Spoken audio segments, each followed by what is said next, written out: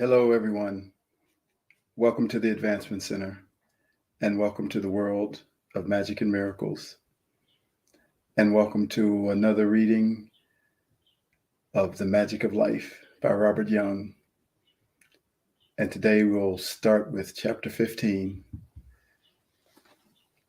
of this fabulous book, The Magic of Life. So let's get into it.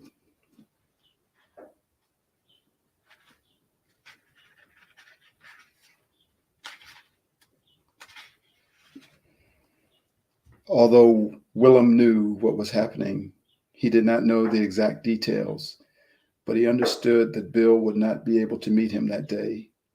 He also knew there was something else that Bill had to tell him, and he was quite excited about the fact that he was to see Bill that afternoon.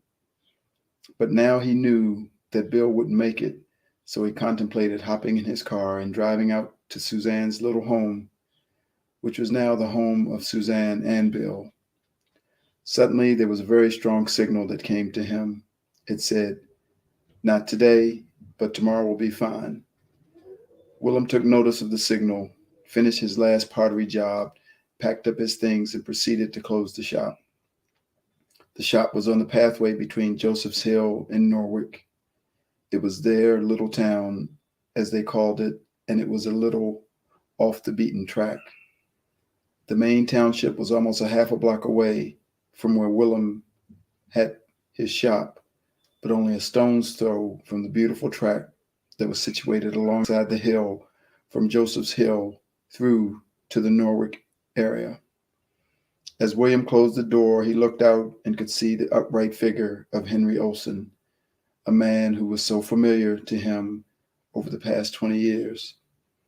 This time, Henry looked both tall and confident, but troubled at the same time. William genuinely felt for Henry concerning the troubles he knew Henry was feeling.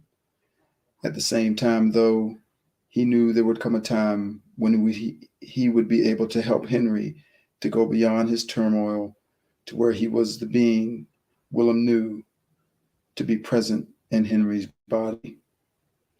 Time had played some sort of strange trick on Henry as he looked at the town clock that appeared before him as he entered the town. Somehow he seemed to have lost half a day. The shops were closing, but he couldn't remember where the time had gone since he'd spoken to young Bill. Somewhere between Joseph's Hill and the little country town that he could see in the distance as he walked along the path to Norwich, somewhere in that time zone, something had fallen away and taken up his time to the extent that he was feeling quite lost. He also felt quite strange when he walked into the town to find all of the shops were closing. Henry had never felt such a sensation, and he wondered if it had something to do with his meeting with Bill.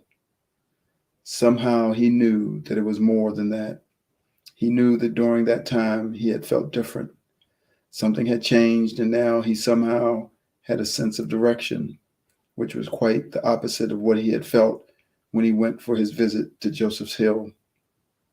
He knew he had no explanation at the time he spoke to Bill, and he knew that Bill offered no solution other than to offer to see him next Thursday and for Henry to accept his desire to look at the town. So the mystery started and finished somewhere between his meeting with Bill and his walk past the little town that supported the country people. Norwich was quite hidden from the countryside, even though it was the main town on the island. It seated itself in amongst the cliffs and the mountains and was a relatively flat area that stretched from the beach right up to the mountain face, where there were almost vertical cliffs, and it seemed like there was no other world. There was no obvious way in or out of Norwich besides the sea, and only the locals and those who had ventured outside Norwich itself knew that there were other ways in and out of the area. Henry always used the tunnel access, which had belonged solely to him and his family. To the outside world, it merely looked like the entrance to someone's house. The entrance had an iron gate from which a small track ran behind a public park and turned very sharply into a natural cavern. This led out through the mountains into an open gorge and on to the beautiful tree-lined walkway that took you to the town and to the road that led to Joseph's Hill. Henry always found it a special walk, and it was something that he felt was outside the life that he led in Norwalk. It was not only relief, it was a different world, but never before had he felt the sensation of losing time. In some ways it worried him, but in other ways he felt comforted by the fact that somewhere inside himself he felt a sense of direction, even though he had no way of writing it down or even verbalizing it. The beach area was long and beautiful, and the area behind the beach, which rose slowly to the edge of the mountains, was covered in very modern buildings and houses. As Henry looked at his town and everything in it, he could recognize parts of capital cities from all around the world. He could recognize parts of small towns that he had visited in various parts of the world, and he observed that it was so modern and progressive, and its contrast to the rest of the island was impossible to imagine. The people were so busy, they did not realize the rest of the island existed, and very few of them ventured out into the water, except to go back to the mainland. Joe, who had been one of Henry's associates on the island, had passed on the year before with the capsizing of his vessel, and Henry was almost lost in a world that divided him too. Joe Montgomery had married and had children and pulled away from Henry because he lived in the other world. He lived on the island, but in the country area, and his association with Henry became strained over the years because of Henry's drive to own everything. Joe was a simple man, but very educated. His understanding of life was much deeper than Henry's. Every time Henry had something happen to him, he could feel Joe's presence, even though he knew Joe had gone to the other side and was never to be found again. Henry's beliefs wavered many times, particularly when he knew Joe was present in the room with him on the day of his death. He was particularly aware that he had promised Joe the money and the goods to repair his boat, but had never come through because he had needed to manipulate Joe's life. So in many ways, he felt responsible for the capsizing of Joe's boat, and at this point in time, he was feeling vulnerable and a little bit disconnected after his walk in the beautiful forest around Joseph's Hill. Funnily enough, though, when Joe came into his mind, everything changed. Chapter 16. Now that he was back home, the sounds of Norwalk, the noise of cars, the sound of horns, and the telephone ringing threw Henry straight back into reality, the reality that he had walked away from that morning. Henry picked up the phone quickly, shook his head, and answered. Henry Olson speaking. The voice on the other end of the phone demanded, "Where the hell have you been? We've had 400 people arrive on the last ship with nowhere to put them, no accommodations and no arrangements. What the hell is going on?" Henry immediately leapt to his own defense and with a sophisticated voice said very calmly, "Do you have a problem handling that, Simon?" "Of course I have problems handling it," replied Simon quickly. "So maybe we need somebody else to handle it, Simon," answered Henry, and silence followed. Henry had the art of holding the upper hand, and he used it often. Simon was the manager of all the hotels, and his attitude was quite abrupt whenever he was placed in a corner. He sighed after he felt Henry's power. "Calm down," he told Henry. "Really, Henry, you've got to let me know what's happening, otherwise I can't manage." "I'm afraid that's the job, Simon," said Henry. Simon calmed himself a little. "Okay, Henry, can I meet with you?" he asked. "Fine, after I have a shower, I'll meet you at 6, said Henry. Simon agreed and put down the phone. The hotel chain, which was now directed and owned by Henry, was something that Edward Olson had created over the years. It was such a big chain of hotels that it extended way past their small island and to many places that Henry had not even heard of. Simon Phillips had been Edward Olson's assistant for many years, and he knew exactly where every hotel was located and how it operated, how many people it held, what its costs were, where the money went, etc. So he was in a much better position to handle the hotels than Henry could ever be. But Henry would never give Simon the satisfaction of feeling his own importance. It was one of Henry's negative points. Henry never let anybody get above the lowest points that he could hold them, and now he was feeling quite uncomfortable after his conversation with Simon. The conversation actually felt more like a confrontation, and Henry had no desire to be involved in such a confrontation.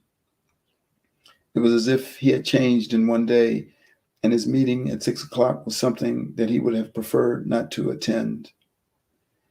Henry picked up the folder that had been handed to him by Simon the previous day, and there before him were all of the details that Simon had been seeking his approval on. He knew Simon was correct. Yesterday, he'd had no desire to answer any of Simon's questions, but today he knew that he had to answer, and if he didn't, he would stifle the feelings that were floating around inside him. His direction would not be clear unless these things were clear. So on his way to the shower, Henry flicked through the pages and familiarized himself with the content. He was always good at picturing what was on the page and then allowing it to sit with him. Often it took 4 men to do something he could handle. In some ways, Henry had a photographic memory, so to flick through the pages of a very detailed presentation was nothing unusual. There were a few pages that were very complex, and Henry knew that he'd have to return to these after his shower.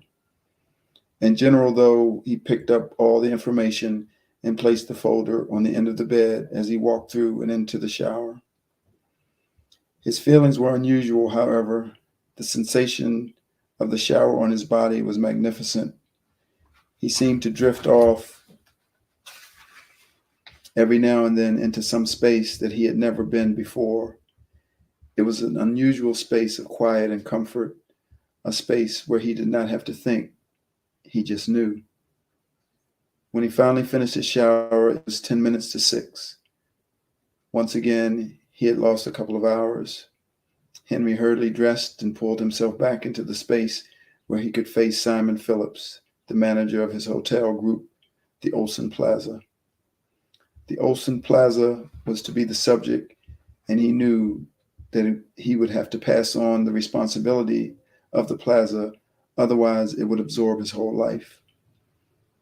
The loud doorbell sounded and echoed down the corridor. Henry moved forward briskly and felt himself growing in stature as he moved towards the door. He opened the door and greeted Simon. "Good evening, Simon," he said as he shook his hand. Simon was amazed. Henry had always ignored him, even to the extent of not shaking his hand, and he wondered why the difference now. There was something special in Henry's handshake. Simon, feeling a little shocked and surprised, toned down his aggression and greeted Henry. "Good evening, Henry." He felt much more comfortable as he stepped through the door. They walked together down the timber corridor. The dark stain on the floor was brilliant and shining as the sun faded through the glass at the end of the corridor. Henry swung open the large double doors to his spacious office. The doorway was wider than required for 2 people to enter, but Henry pushed both doors open regardless and invited Simon into his massive library, where there was a desk and a large window that allowed you to look out onto the sea. Henry normally took his place behind the desk and looked down on people who sat on the lower chairs. The dark maroon color pulled them further into oblivion as they would sit and look up at Henry. But on this occasion, Henry swiveled one of the lower lounge-type chairs around and sat facing the chair that he expected Simon to sit on. Simon moved over and sat down without invitation. It was such a friendly gesture, he thought, one that Henry had never done before. Simon had 2 folders under his arm. One was similar to the presentation he had sent to Henry the previous day, and another one looked a lot more serious, much thicker, and a lot more professional. Henry opened the conversation quickly. "Simon, I know roughly why you're here. I've looked at your presentation.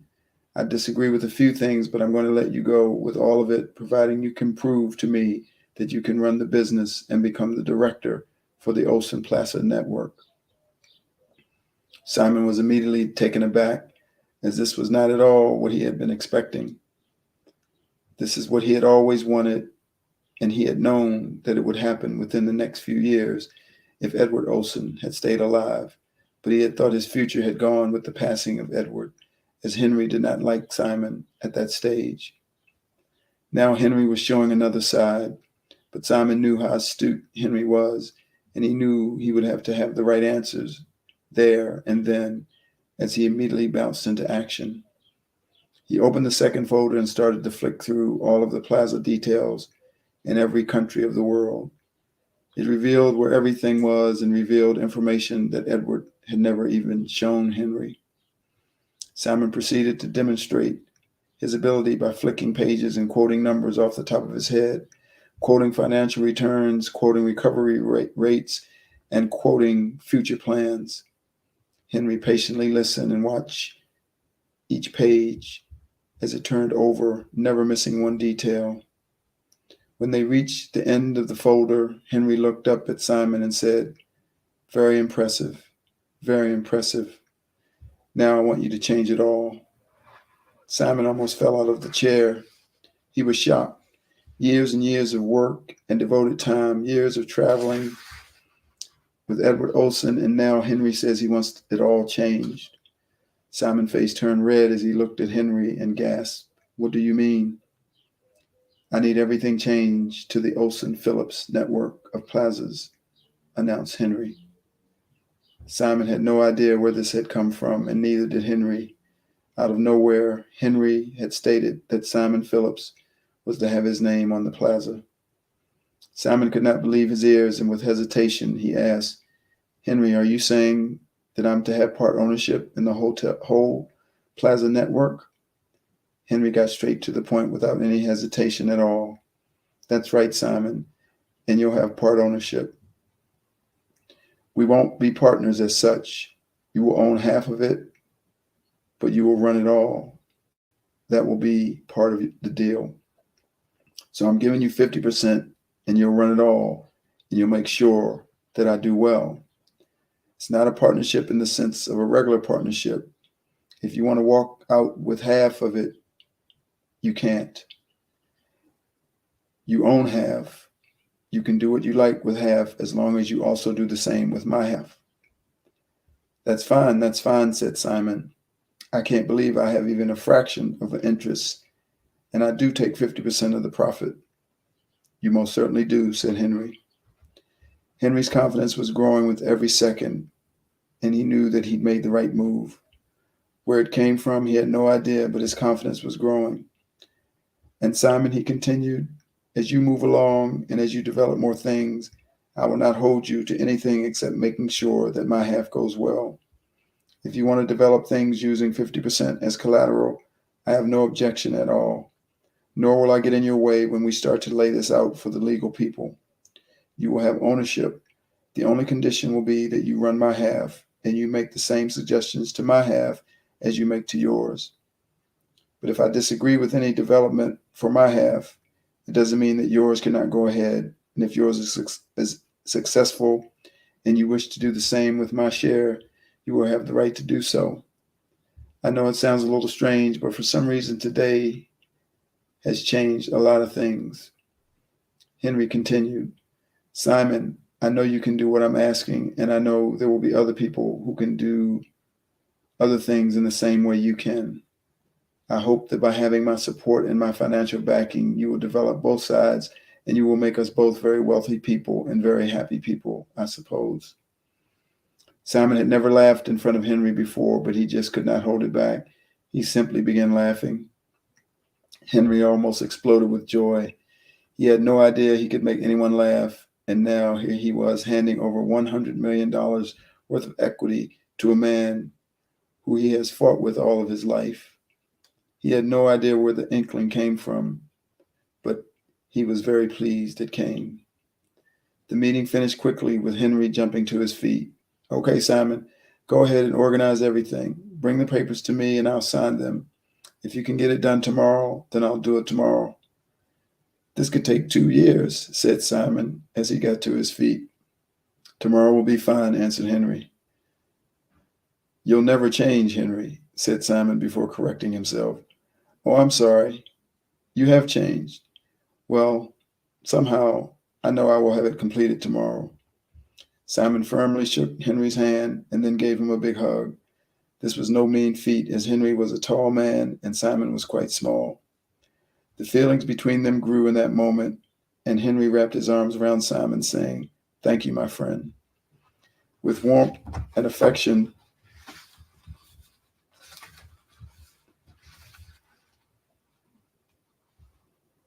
just lost my page.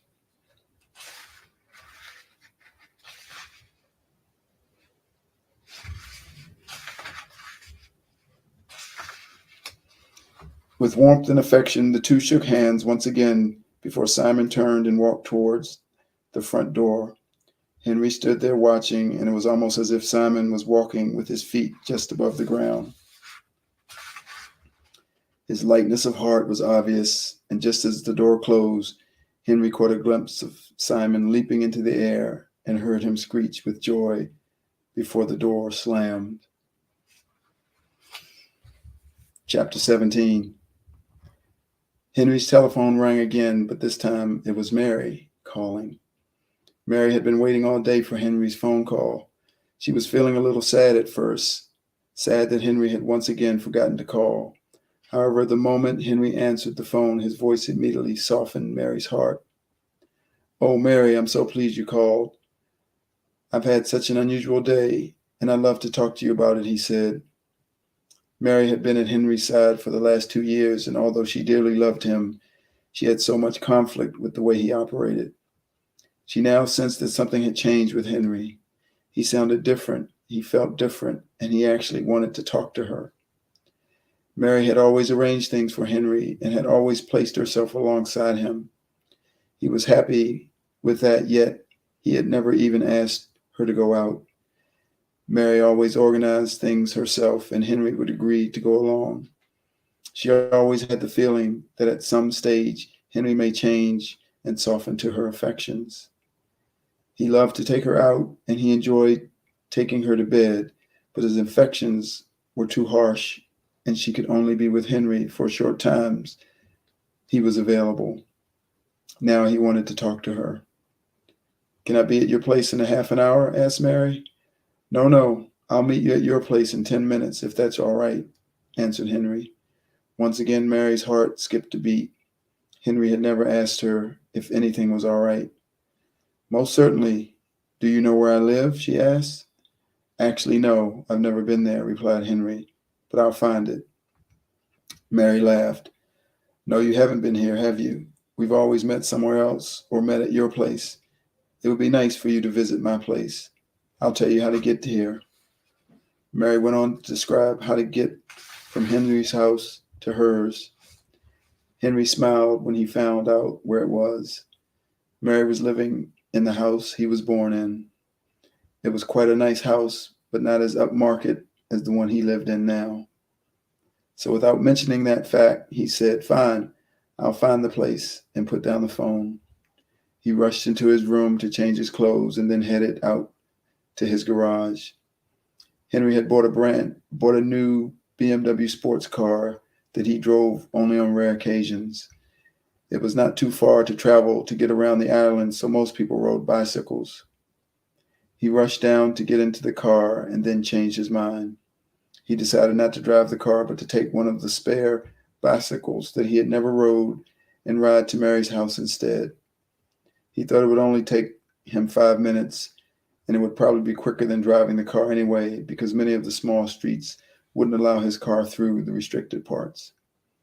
Some areas had stalls, some had garbage bins, and some had variations in the housing that prevented his large car moving through freely.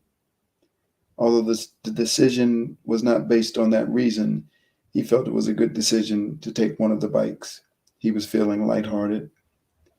Henry turned around and walked over to the bike racks that were on the garage wall and lifted down not just one of the bikes, but his new lightweight Silver Star bicycle that he had totally forgotten about because of the death of his father. He strapped himself into the pedals and proceeded on his way to see Mary. Mary Smithers had come to the island from Greece. She had an English background, but had been born in Greece. She had beautiful skin and a lovely, graceful way about her. Each time Henry saw her, he was always impressed to see the way she moved and the way she looked and sounded. To Henry, these things were all perfect, but Henry's background did not allow the gentle side of his nature to show. Henry's parents had never hugged. They had always shaken hands. They had followed strict rules, and they had very strict rules about how they presented to other people. Although within those strict rules, there was much deviation. Within their own ranks, however, they never stuck to the rules. They cheated and lied and twisted whatever they could to get whatever they needed. To the Olsons, this seemed to be the rules of the game. Right at this point in time, though, all thoughts of that type of thing sickened Henry's stomach. He found it hard to understand how he could have ever been like that, even though it was only the previous day that he had told a very dear friend that he would support him, then turned around and organized for somebody else to take over his role. Henry thought long and hard about this and decided when he arrived at Mary's house, he would arrange for Mary to resolve the situation and organize to send some money to support his friend. Henry felt good as he rounded the corner and headed into the small alleyway that led to his place of birth. The house still looked the same, but it had been repainted, of course, and it had a different fence, but it still had the same feel. Henry thought it was nice, but it was limited. As Mary opened the door and Henry entered, his heart felt joyful to see her again.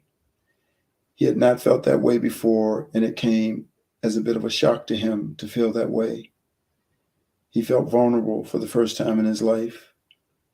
Mary came out as usual and wrapped her arms around him. "How's Henry?" she asked. With mixed feelings, he wrapped his arms around Mary and softened.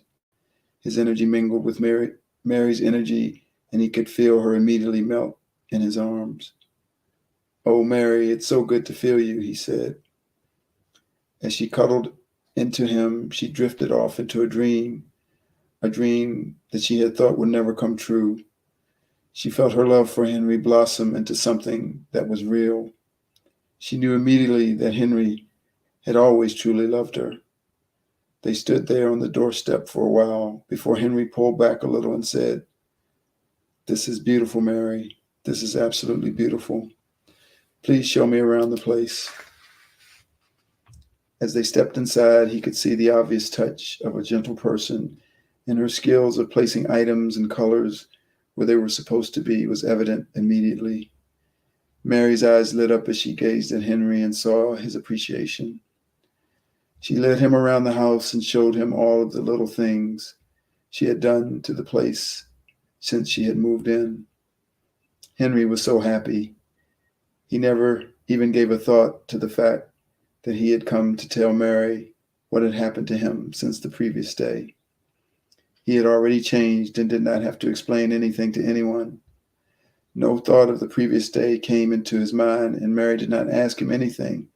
They just enjoyed one another's company.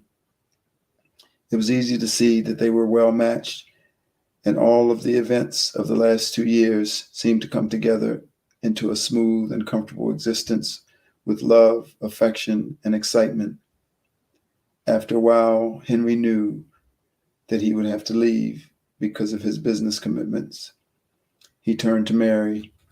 "Mary, I'll have to leave soon, and there are a couple of things I'd like you to do. So if you'd like to come with me, we can stay together for the rest of the day." "I'll go with you for more than the rest of the day.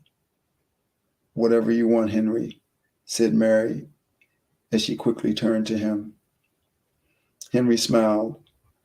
"Well, we'll have a think about that. Go and grab yourself some nice clothes and we'll get underway. Oh, I nearly forgot. You'll have to ride on the bike with me. I didn't bring my car. I'll ride with you on a bicycle, but will it take both our weight? Asked Mary as she jumped with joy. Well, if it doesn't, I'll just get another one. So go and grab your gear and let's go, replied Henry. Mary Smithers had never thought this day would come, and as she ran around quickly and threw some things into a small bag, she gathered her small backpack, the same one she took with her regularly when she visited Henry, and remembered her dreams. She remembered the things that she had discussed and shared with her friends. She remembered how these pictures came to her mind, but never had they been as clear as they were now. Suddenly, she shook her head and realized that she had been off dreaming, and quickly gathered herself and ran outside to where Henry was waiting for her on the bike. It was a little difficult to get organized on the bar of the bicycle. She was quite light, but positioning herself with all her bags and keeping her balance without getting in Henry's way was a little difficult. If Henry had been much shorter, she would not have fitted, but off they went. Within a few yards, they were synchronized in balance. They were riding as if they were one. Mary enjoyed the trip back to Henry's place. Henry seemed to be so young and so vigorous and so much different to yesterday. She knew that the night would be long and that many things would happen. She looked forward to the time when they would be together.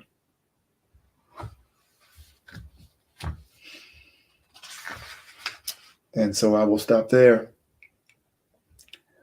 Once again, to continue with chapter 18 on the next reading of The Magic of Life. And until then, I wish each one of you perfect health, a perfect life, and a magic future. Thank you.